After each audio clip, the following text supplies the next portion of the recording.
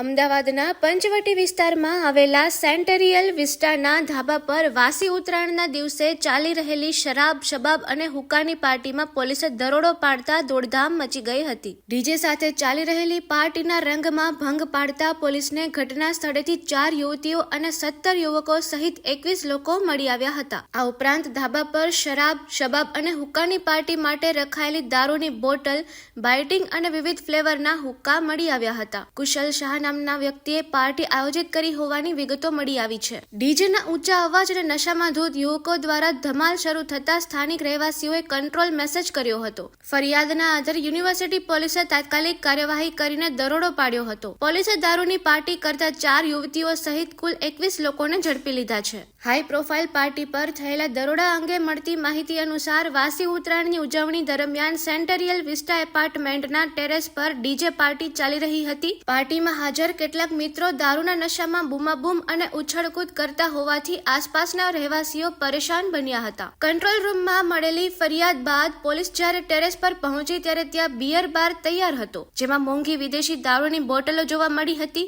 સાથે લીચી, કાચી કેરી, ઇલાયચી સહિતના ફળો અને અન્ય ખાણીપીણી પણ રાખવામાં આવી હતી। હુક્કા બાર જેવી વ્યવસ્થા પણ કરવામાં આવી હોવાનું સામે આવ્યું છે।